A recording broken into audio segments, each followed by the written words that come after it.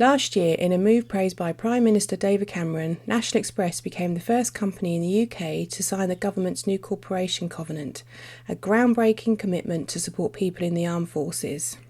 We've just extended our corporate covenant to offer guaranteed interviews to all service leavers. We typically have 50 to 60 jobs on the go advertised at any point in time, and we'd like people leaving the services to apply for those if they're qualified. We think it's hugely important. Our soldiers and sailors and airmen have sometimes given their all. They've served, they've put themselves in harm's way, and it's a little bit that we can do as an organisation to give something back. Welcoming the coach company's announcement, which has been timed to coincide with Armed Forces Day, Eric believes more companies should look to follow National Express's lead. As a young man, he was part of an RAF squadron that was secretly shipped out to protect the frozen port of Murmansk on the first Arctic convoy to northern Russia in 1941, a mission described by Winston Churchill as the worst journey in the world. Eric, could you tell us all a little bit about your time with the RAF and your exploits? Yes, the reason I'm in the RAF at all was because I was dating a young lady in Birmingham, and I was telling her I didn't want to go into the Navy or the Army. So she said, well, you go and see my dad, he's a recruiting officer. Oh, really? In Dale End, when there was a Dale End here. And he'll fix you up. So the next morning I was down there, said I was the boyfriend of his daughter, and it seemed to work magic.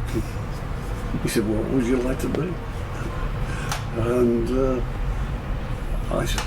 he offered me a pilot's training, so I took that up straight away.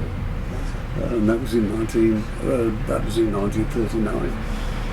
Eric, we at National Express believe in supporting our armed forces and have recently extended our guaranteed job scheme. So anybody leaving the services is guaranteed an interview with us if they apply to a job. Do you think that's a good thing for an organisation to be doing? I think it's a wonderful idea. I do remember when I came out of the forces in 1946, it was very, very hard indeed. As it is for all the lads coming out of the forces. You come to the realisation that you're taking orders, not giving them. It's a different mode of life altogether, and I think it's a wonderful thing that you're doing for them. Good, thank you. We have our military or corporate covenant. We offer guaranteed interviews to service leaders of drivers' jobs, and we're extending that scheme. We also offer travel discounts and support members of the territorial or reserves who work for us. I think it's really important that somebody who has maybe served 5, 10, 15 years or longer in the services that comes out and feels supported by the wider community. They're moving from a very different environment into civilian life, and anything we can do to help is worthwhile. Clearly you still have to have the necessary qualifications, but it's a way to get through that first step of being through the applicant list and sifted in and being part of consideration. We typically have, as I say, a range of jobs and looking for all sorts of skills which people have leaving our services. I think a real focus, a dedication, attention to detail, which is hugely important in public transport, and a reliability, which we really do need. But also the ability to lead and inspire other people, and we need all of those skills.